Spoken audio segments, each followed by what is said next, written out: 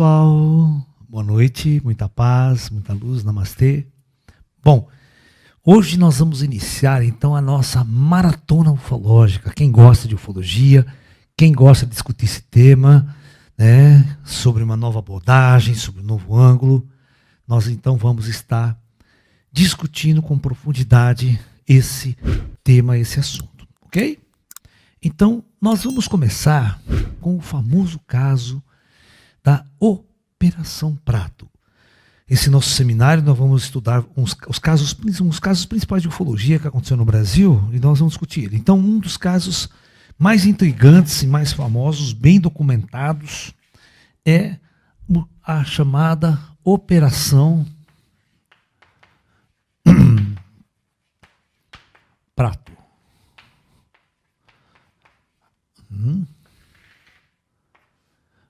Vulgarmente, popularmente conhecido como caso chupa-chupa.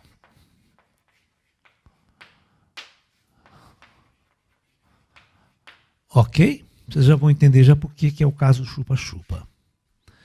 Muito bem. No interior do estado do Pará, em 1977, numa cidade chamada Colares, é uma ilha do Rio, no estado do Pará, no interior do estado do Pará, um fenômeno intrigante estava acontecendo numa população de uma cidade muito pequenininha, mas encostada na floresta amazônica ali, tá? Então, as pessoas começaram a ficar muito assustadas, presta atenção. Porque apareciam bolas de luzes no céu, objetos estranhos do céu, e esses objetos voavam baixo. Como lá é muito quente, é muito calor, as pessoas dormem fora de casa, dormem na rede, em ambientes externos. Essa bola de luz, né, que aparecia, esse objeto luminoso aparecia e lançava um fino raio que atingia as pessoas. Ok? Esse fino raio atingia as pessoas, deixando marcas e, aparentemente, as pessoas, depois de alguns dias, ficavam com uma espécie de anemia, vamos por assim, mas anemia branda, que depois passava. Então, essas pessoas se dirigiam até uma única médica que existia na cidade, e ela ficou intrigada, porque começou a aparecer muita gente sendo atacada por discos voadores. E o fato é que eles achavam que esse objeto chupava o seu sangue. Esse raio de luz extraía sangue, tirava sangue das pessoas. Por isso, popularmente, esse caso começou a ser chamado de chupa-chupa, lá no Nordeste. Tá? E por mais de 4 meses, isso ficou acontecendo direto lá. Aí então o prefeito da cidade, o pessoal da região, chamou a Força Aérea para investigar o caso. E quando a Força Aérea, uma equipe da Força Aérea chegou lá, uma equipe comandada, ela era comandada pelo coronel, né? O Irangê, se eu não estou escrevendo errado, Holanda. Ok? Muito bem. O Irangê, Holanda. E esse grupo levou máquina fotográfica, filmadora, levou um monte de equipamento, montaram acampamento, telescópios, tudo. E a briga de gato aqui. E ficou basicamente estudando, tirando fotos, né, desse caso com bastante veemência. Ok? Então, na verdade, os ETs diz que pareciam perto do exército, tiraram foto, 30 metros de distância a nave do agrupamento militar. Ju, vai lá olhar os gatos, por favor. Só um minuto, vai lá. Só um minuto, pessoal, vamos apartar uma briga de gato aqui em casa. né? Então, desconcentra tudo aqui, né? Ju, Luna, passa a primeira foto para mim, por favor, né? Então, essa foto que vocês estão vendo é uma ilustração, claro, né? De revistas quando esse caso foi tão famoso que até o History Channel fez uma matéria especial sobre esse caso. A Discovery fez também, um monte de revistas internacionais publicaram esse caso. Tá ok? Tá? Muito bom. Então, o que realmente estava acontecendo lá? Tá? Passa uma outra foto para mim, Ju. Olha, essa é uma foto real de uma pessoa que foi atingida por esse raio e deixando marcas no corpo muito estranhas por OVNIs, UFOs. Pode passar outra foto. Essas são fotos tiradas, né, nessa Operação Prato dos objetos que estavam lá na época, luminosos, estranhos, que, né, reportagem até da BBC News, desse caso, Operação Prato. Vai para frente, Ju. Pode botar outra foto. Esse é o coronel Oranger Holanda, que esteve na reserva da aeronáutica. Tá? Acabou? Então veja bem. O que há de estranho nisso?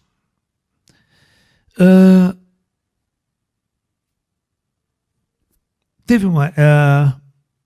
eu esqueci a data exata do fato, mas passado muitos anos, né, 2000 e pouco, mas o coronel Oranger, ele chamou o Ademar Gevaert da revista UFO, que queria dar uma entrevista. Ele já estava na reserva, ele já estava, né, afastado da Força Aérea e tudo mais, tal, que ele queria falar tudo sobre este caso. Ele deu uma entrevista exclusiva e com o repórter da Rede Globo também. Tá? Então os dois, ao mesmo tempo, foram entrevistar a revista UFO e um repórter da TV Globo, que fez um caso especial, né? Um Globo Repórter especial sobre a Operação Prato, e essa declaração do coronel Oranger sobre tudo que realmente aconteceu lá na Amazônia, nessa Operação Prato, que era o nome militar, né, que a Força Aérea deu para essa operação. 2 meses depois dele dar essa entrevista, ele se suicidou.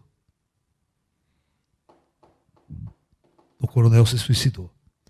Então veja bem, era algo realmente secreto, era algo que não podia ser revelado, era questão de segurança nacional, mas como ele percebeu que ele estava já com intenção de se suicidar por outros motivos, segundo o próprio pessoal da revista UFO comenta, ele resolveu abrir o bico, contar a história, e 2 meses depois ele se suicida. Tá? Então, realmente, esse caso é um caso muito, muito intrigante, um dos casos mais importantes da ufologia brasileira. Eu quero conversar um pouco com as pessoas, se já tiver perguntas, as pessoas quiserem perguntar, conversar, eu já estou aqui para a gente debater esse tema, debater esse assunto. Nós vamos discutir esse caso de uma forma diferente. Depois eu vou contar o meu lado da história, tá? Né, porque os seres, os extraterrestres que estiveram fazendo essa operação lá, eram os meus amigos Greyzinhos. Por que eles estavam fazendo isso? O que estava acontecendo lá? Que ficou realmente uma incógnita e ninguém da ufologia tem noção do que realmente estava acontecendo lá. Professor, o coronel Oranger realmente se matou ou foi queima de arquivo? Então, segundo os especialistas do caso,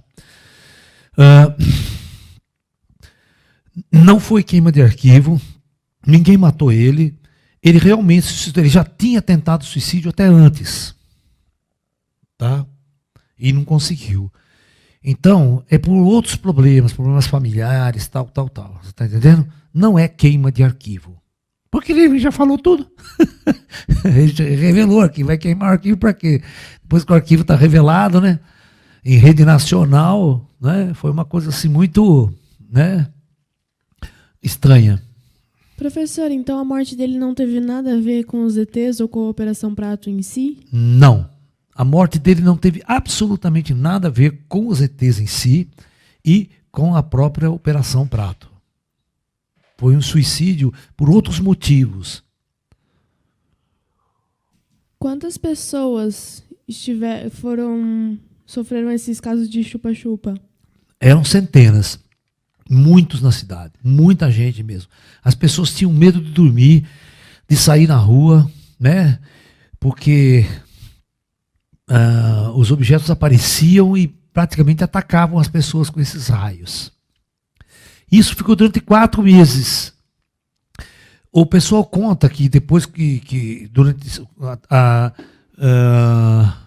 o alvo foi em dezembro de 77, foi até dezembro de 77. Depois a operação, inexplicavelmente, ela se encerrou. O fenômeno não tinha acabado. A Força Aérea foi chamada, o pessoal retirou, né? E o fenômeno continuou. Não se sabe por que a Força Aérea foi retirada de lá. Mas diz que depois teve outro desdobramento, voltaram lá novamente, teve uma segunda, mas ninguém discute muito essa segunda operação da Força Aérea lá. Até que, naturalmente, depois de uns 6 meses, o fenômeno desapareceu totalmente. Nunca mais aconteceu. Por que essa dificuldade em divulgar os ETs? Como dificuldade? Eu não entendi dificuldade de divulgar os ETs. Refaça a pergunta para mim, por favor. Os ETs fazerem esse... Pera. Por que a dificuldade em divulgar os ETs? Os ETs... Nossa, não estou conseguindo. Juliana, ajuda ela aí.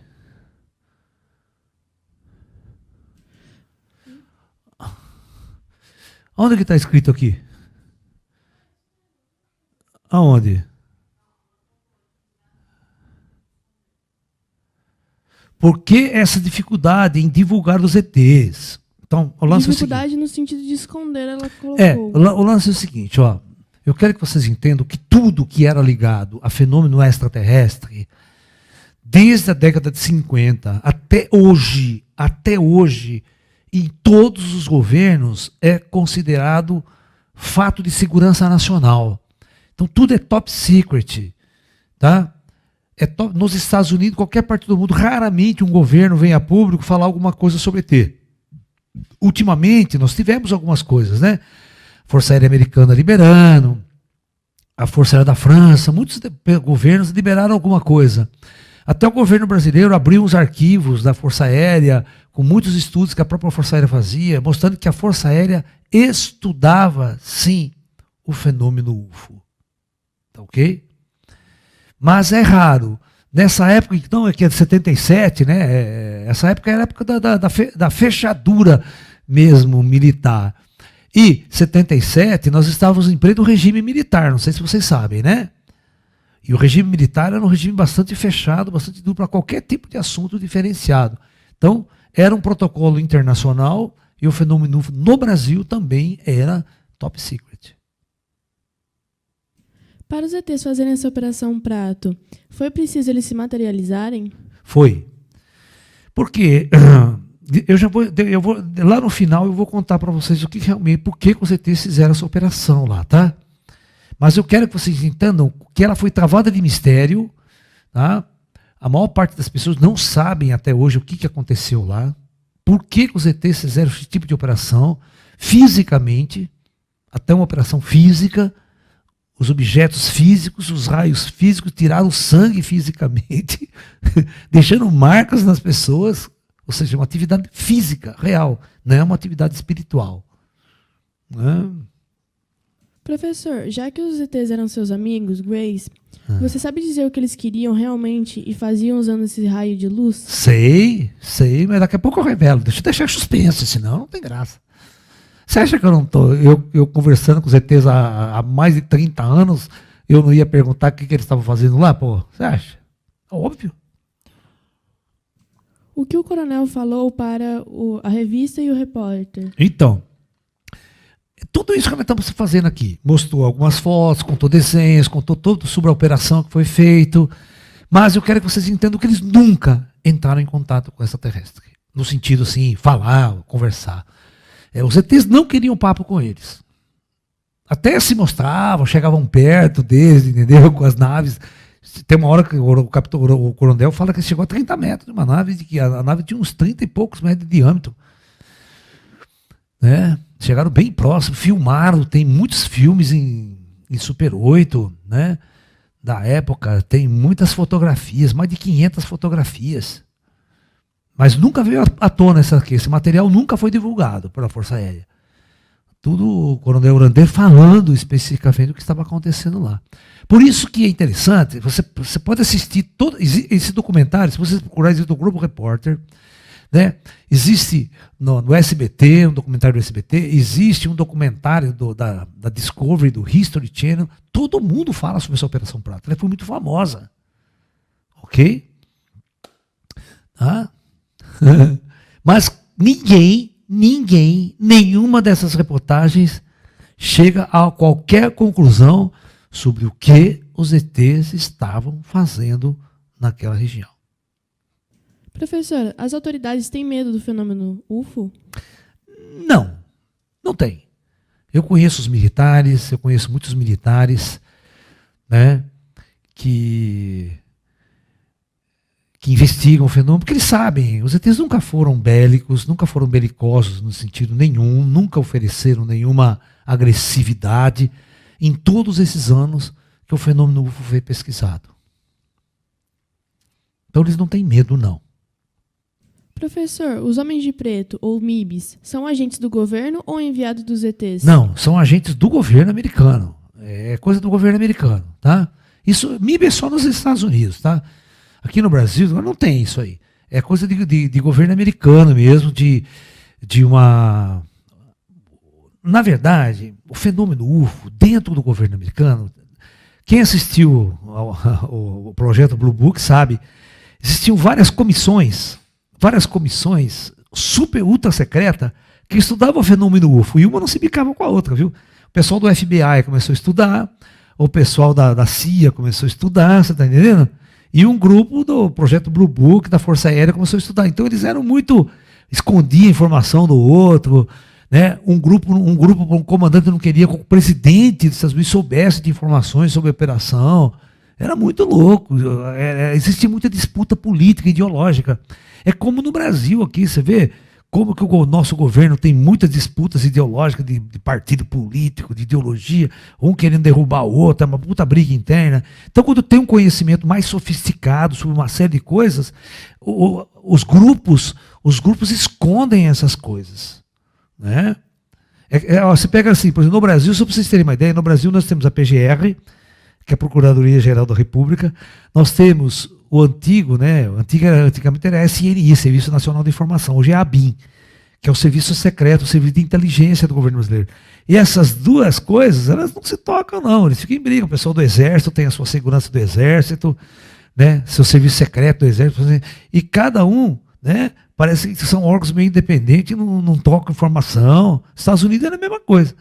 Entendeu? Por isso o fenômeno UFO ele era muito disputado.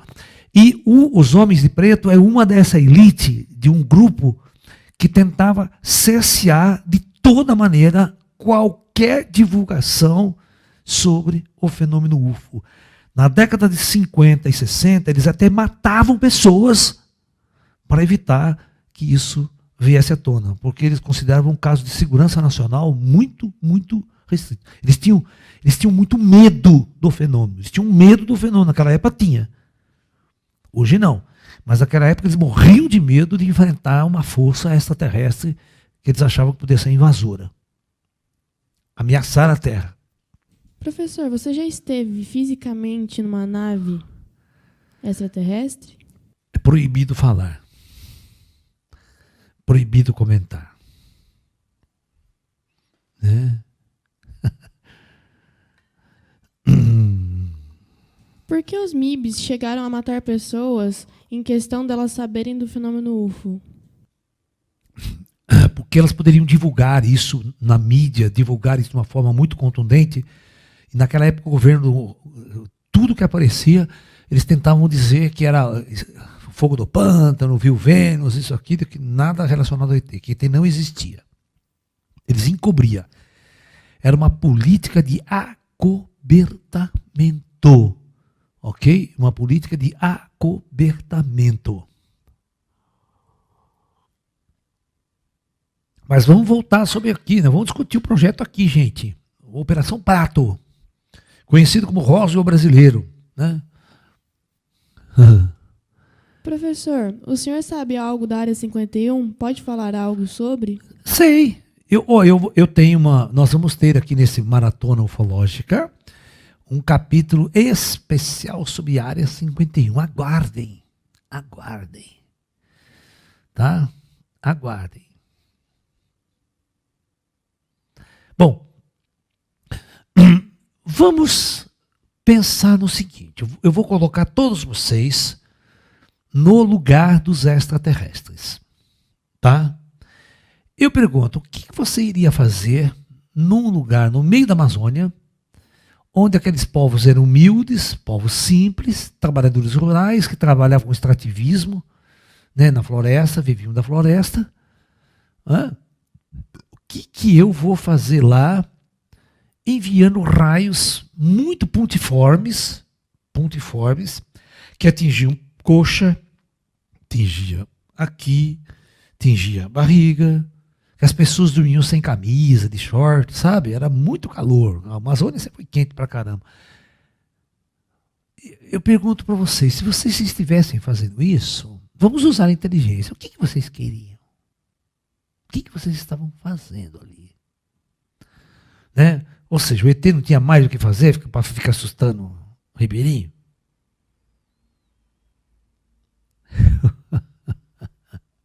Uma ciência avançadíssima, uma tecnologia avançadíssima.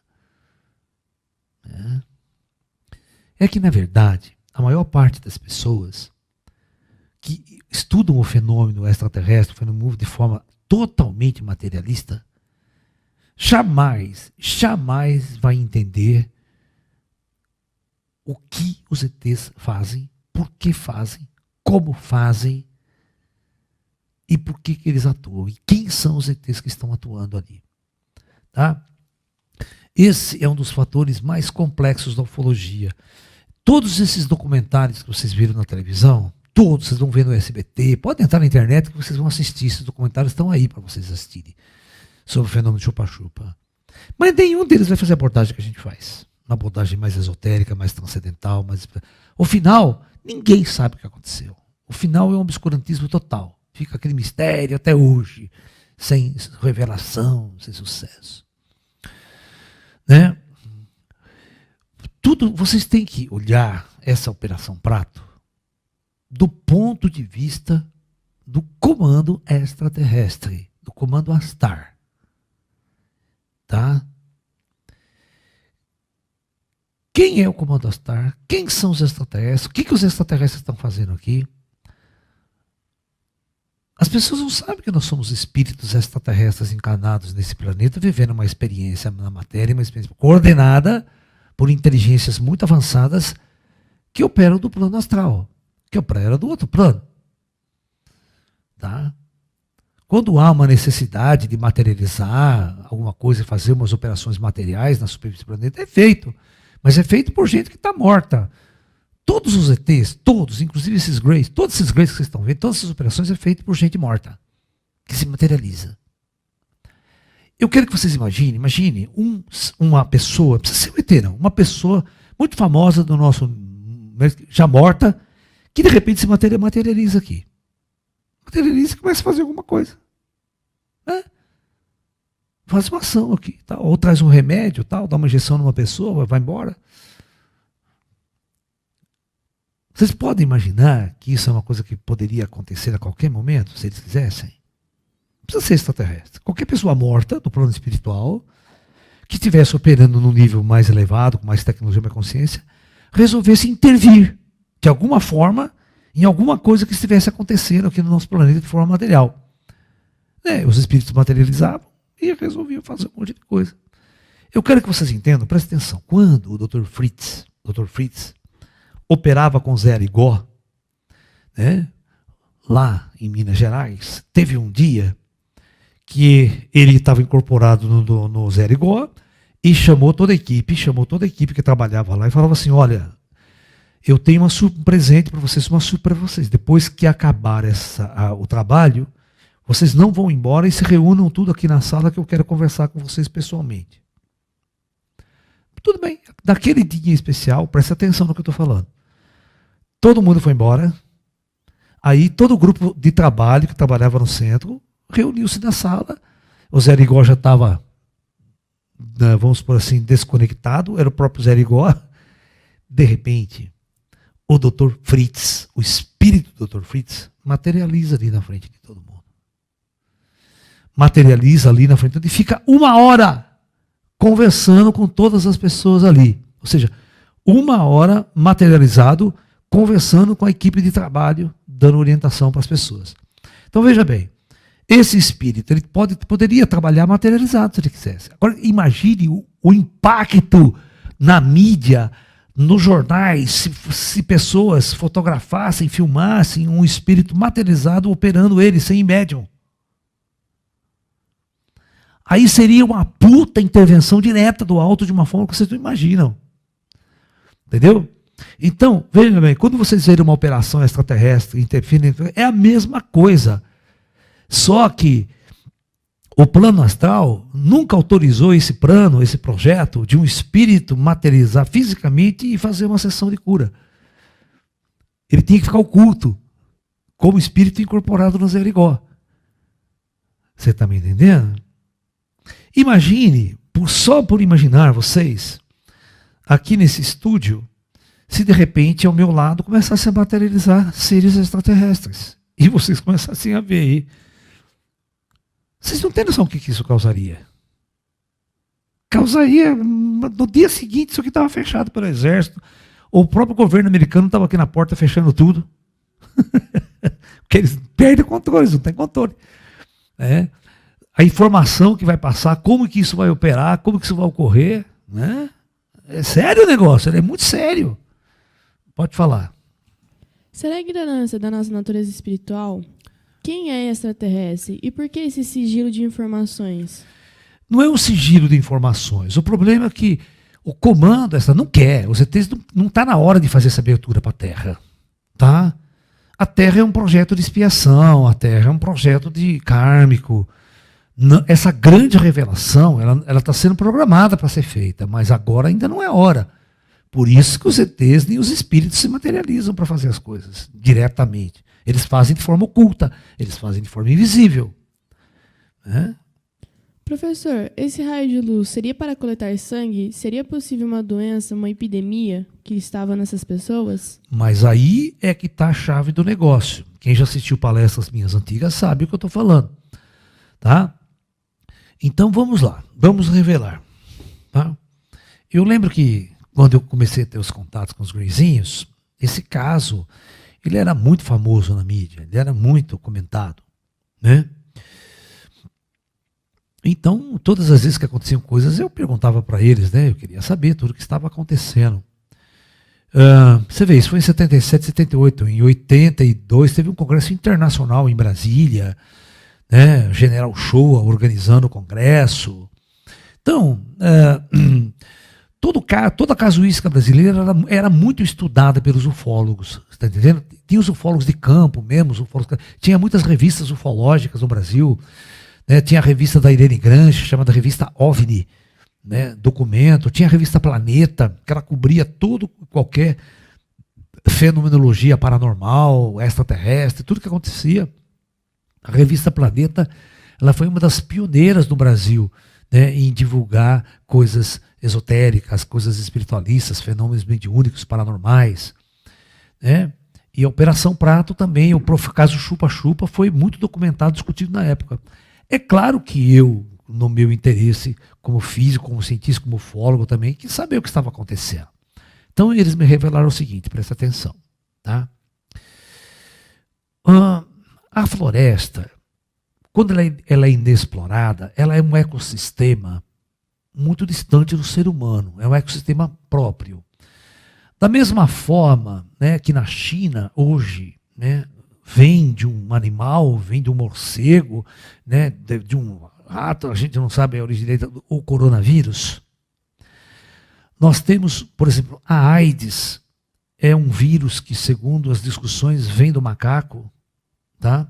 Passa por ser humano, sobre mutação. Então, todas as vezes que o ser humano invade um ecossistema, vai explorando um ecossistema inexplorado, entrando dentro das florestas, ele vai entrando em contato com vírus ou com micro-organismo, nunca antes interagia com a humanidade. Ficava lá isolado num nicho na floresta. Tá? É o caso do ebola. O ebola foi uma coisa assim também. Nunca teve caso de ebola anteriormente, mas por que começou a aparecer o ebola? O ebola também é uma incursão na floresta africana, na relação do ser humano com o macaco, tal, com os animais, ou até comendo esses animais. Há uma primeira, o vírus entra no organismo humano, a primeiro momento ele não é agressivo, mas ele sofre uma mutação dentro do organismo humano. Aí ele começa a se tornar letal para o ser humano. Então, conta esses meus amigos que naquela região estava surgindo um vírus. As pessoas estavam adquirindo um vírus que foi muito antecipado pelas inteligências extraterrestres, que ia ser devastador para a humanidade e a humanidade não ia ter condições de projetar uma vacina. Vocês estão entendendo que a AIDS, até hoje ninguém inventou uma vacina da AIDS? E olha quanto foi investido. Tá? Quanto dinheiro, quanta grana se investiu para a cura da AIDS. E até hoje, a cura para quem tem AIDS, até hoje não existe. Existem remédios que controlam, mas que eliminam 100% do vírus, ainda não. Né? Tem uma notícia boa, diz que o Brasil tem um doente aí tratado com uma tecnologia brasileira aí que diz que zerou a carga viral. Não, vamos esperar para saber e vamos agradecer se isso aconteceu. Então tem certos tipos de vírus, né? Você vê, o próprio corona está uma batalha desgraçada para se fazer uma vacina eficiente. Mas o corona é mais fácil, ele vai se fazer a vacina. Mas tem vírus que é muito difícil de, com a nossa tecnologia e o conhecimento de hoje, realizar um remédio e uma vacina. Tá? E era o caso de um vírus emergente que estava existindo lá. Então os ETs imediatamente isolou a área, retirou sangue da maioria das pessoas, de uma amostragem muito grande, o chupa-chupa ele tira sangue, analisava, vê o grau de contaminação das pessoas e imediatamente eles injetaram vacina. Eles vacinaram a população, com esse mesmo raio.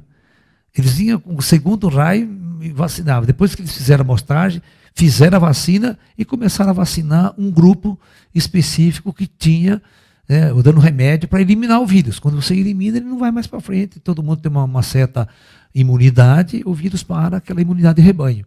Então, eles ajudaram a produzir isso. Em 3 ou 4 meses que eles ficaram lá, eles conseguiram fazer essa operação e conter isso ali.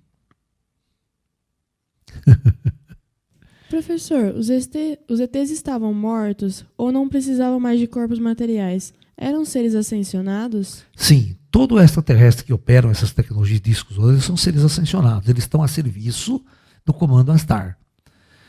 Existem milhares de raças que operam na Terra. No entanto, mais perto daqui do plano físico, tem umas 4, 5 raças que operam, que se aproximam do ser humano, que dá contato e tal. Certo? Mas no plano astral são milhares de extraterrestres que operam aqui na Terra. De várias raças. Professor, por acaso alguém chegou a morrer nessa operação? Só houve um caso que a médica da cidade registra que houve uma morte. Mas o problema é que não dá para saber, por autópsia, tudo que foi feito, se a ação dos ETs é que matou aquele cara, ou se foi o próprio vírus que matou a pessoa. Ok? Não se tinha capacidade de fazer testar o que aconteceu com aquela pessoa, por que ela morreu. Né? Porque morreu muita gente, certo? Morre muita gente de um monte de coisa, toda hora. Né? Mas eles não conseguiram entender, a única coisa que eles perceberam é que a pessoa tinha uma anemia muito grande. Essa anemia podia ser por causa do vírus. O vírus provocou anemia. Né? Um tipo de leucemia, por exemplo. Tá? Professor, essa operação dos ETs tinha que ser feita materialmente ou eles podiam fazer isso só espiritualmente? Olha, eles disseram que era uma operação que era necessária ser feita materialmente.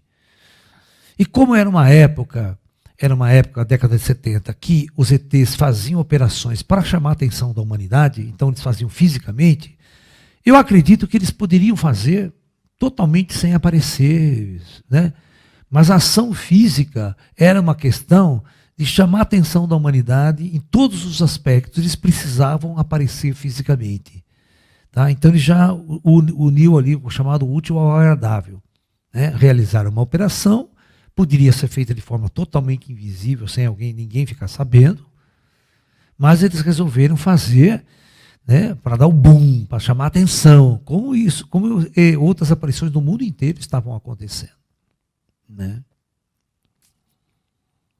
Professor, qual foi a conclusão da aeronáutica depois desse caso? Nenhuma. Ninguém chega à conclusão. Vocês têm que entender que toda a ufologia até hoje, desde os dias até os dias de hoje, é só assistir os alienígenas do passado, do History. Tem um outro que chama Arquivos Extraterrestres, UFO Files, né? Que vai contar casos modernos, sabe? Ninguém chega a conclusão nenhuma. Claro que a Força Aérea também não vai chegar. A única conclusão é que são ETs mesmo, são a tecnologia avançada, certamente não é daqui, são extraterrestres, mas aquelas perguntas que todo programa, né, do History, né, do alienígena passado, o que querem? De onde vêm? O que fazem aqui? Por que vêm aqui? Essas perguntas, ó, os caras não sabem.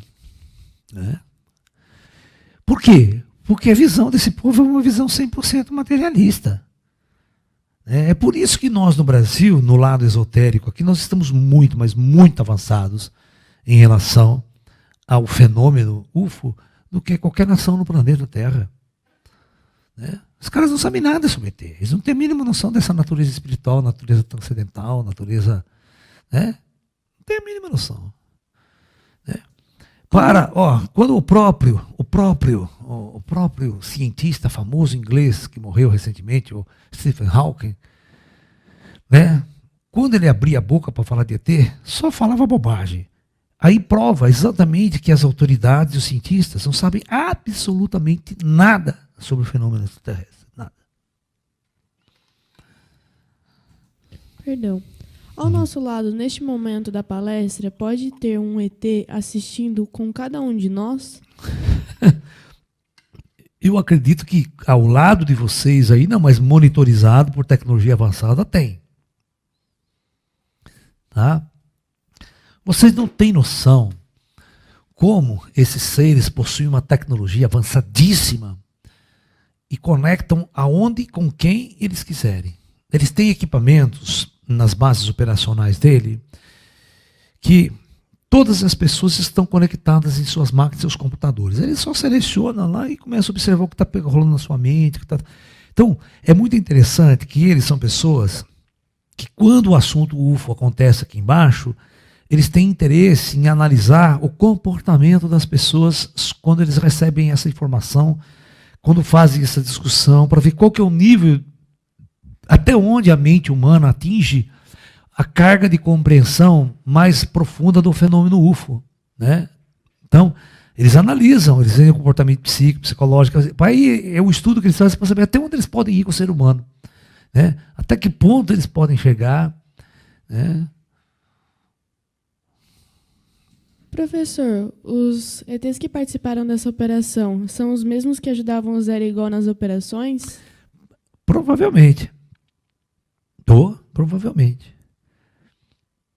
Eles usavam o mesmo tipo de tecnologia para curar as pessoas? Mesmo tipo de tecnologia. A tecnologia deles para fazer cura, vocês não imaginam. É algo assim que vocês... a tecnologia dos extraterrestres, do plano espiritual superior, para fazer curas, elas vão ser consideradas milagres cristãos, milagres de Jesus Cristo, milagres de Deus. Qualquer coisa pode ser curada instantaneamente pelos ETs. Instantâneo. É assim, pá, desapareceu a doença.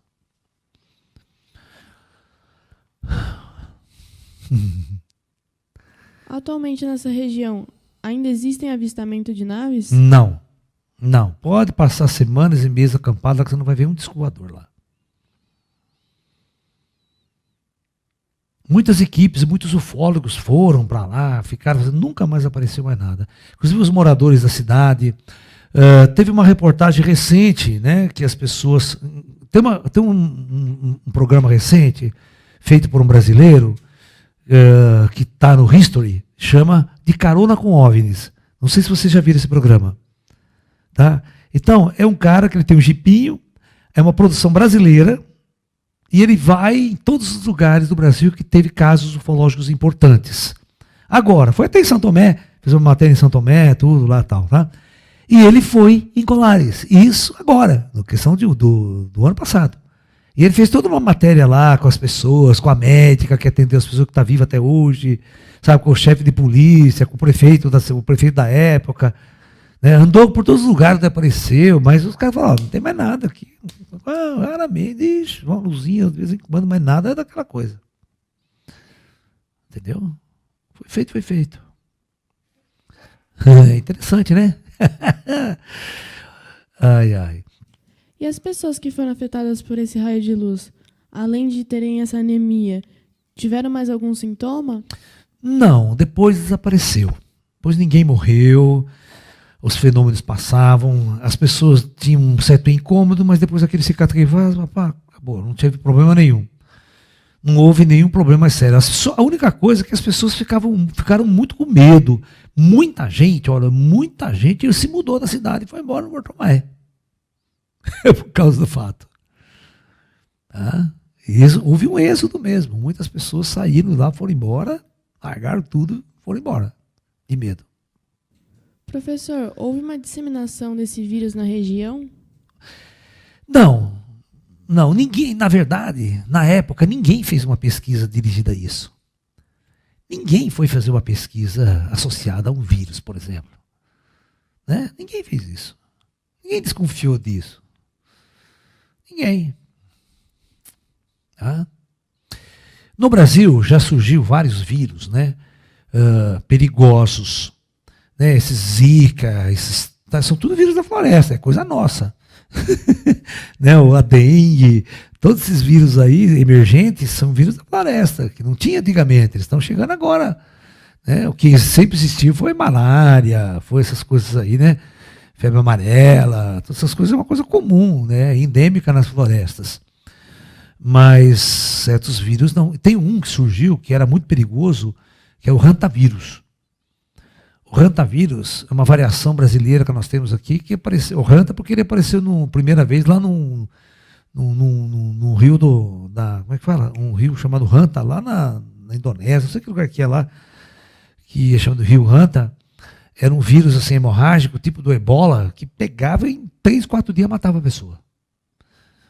Não tinha cura também. Tá?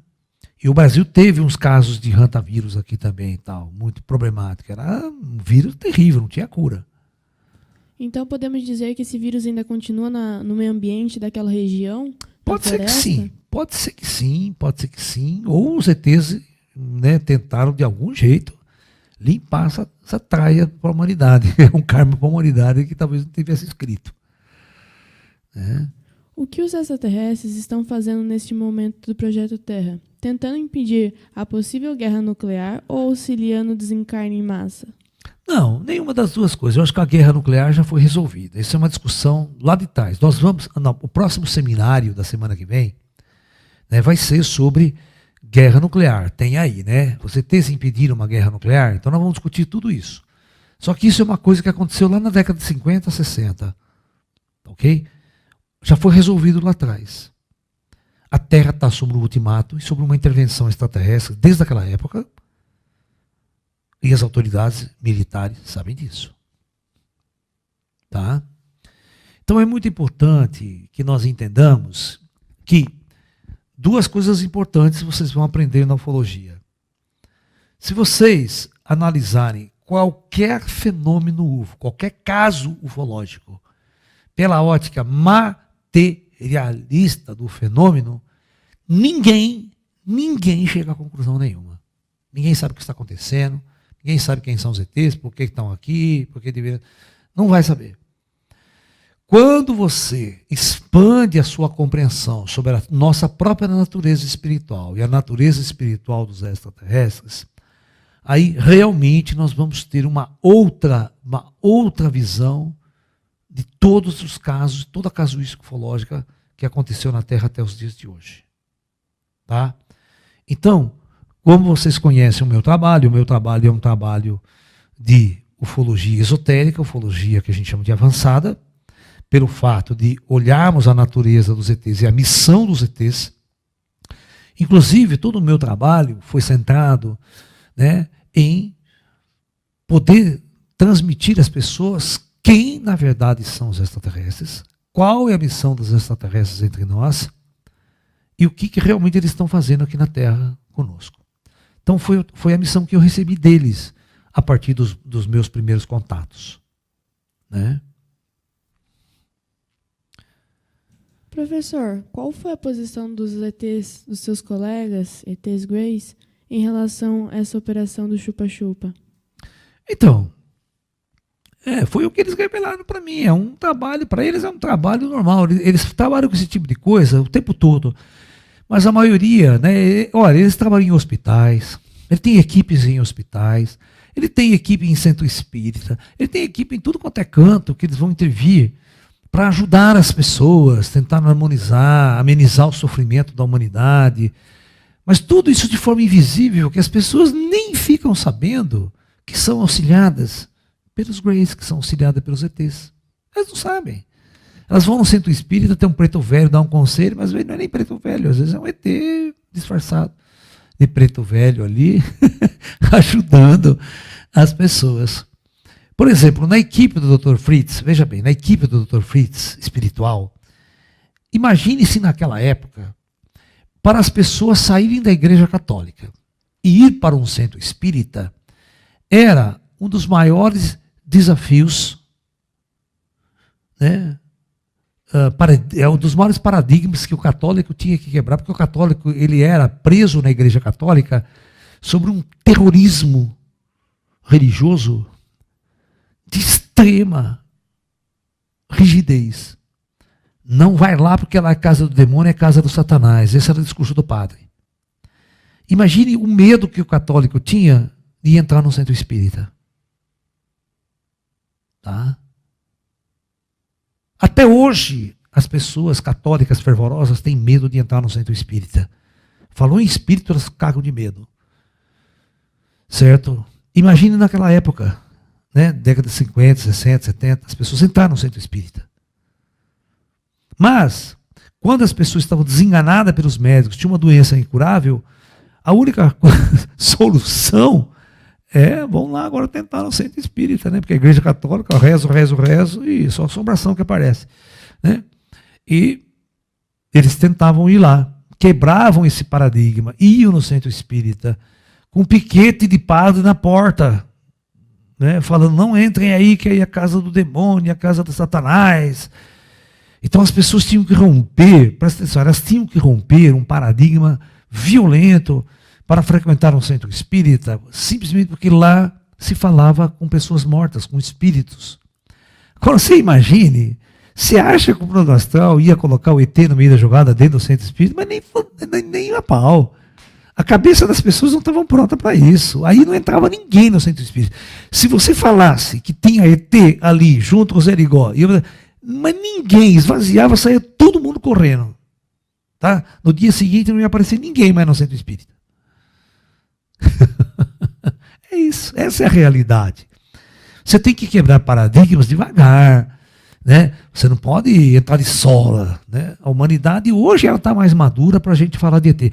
Hoje, quando eu falo de ET dessa forma espiritual, os ufólogos já levantam aquela orelha desse tamanho, já parece que quer me crucificar, né? Então você imagine falar naquela época. Né? Professor, as Forças Armadas têm um setor especializado, secreto, que cuida desses fenômenos? Existe um acobertamento dos pilotos que avistam e sofrem dessas sessões? Existe. Amanhã, nós vamos falar sobre que caso? Amanhã não é a noite dos OVNIs? Então amanhã você vai ver uma das maiores aparições no Brasil de UFOs, perseguido por jatos da Força Aérea, né? Vocês vão entender como existe um acobertamento militar sofisticado, não só no Brasil, mas no mundo inteiro. O mundo inteiro, todas as áreas militares, as forças aéreas, né?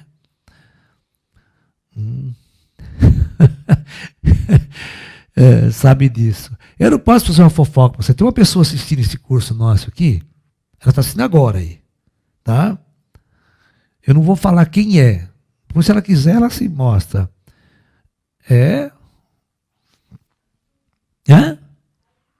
Sabe tudo. Ele trabalhou no Sindacta. É um rapaz da Força Aérea, né? Que trabalhou no Sindata. Ele já por exemplo, já está na reserva. Mas está aí, não perde uma palestra da gente. É um amigo nosso, gente boa pra caramba. Mas só que eu não posso expor ele aqui publicamente, tá? Só se ele quiser. Ele falar, pode falar, Laércio, eu estou aqui, pronto, acabou.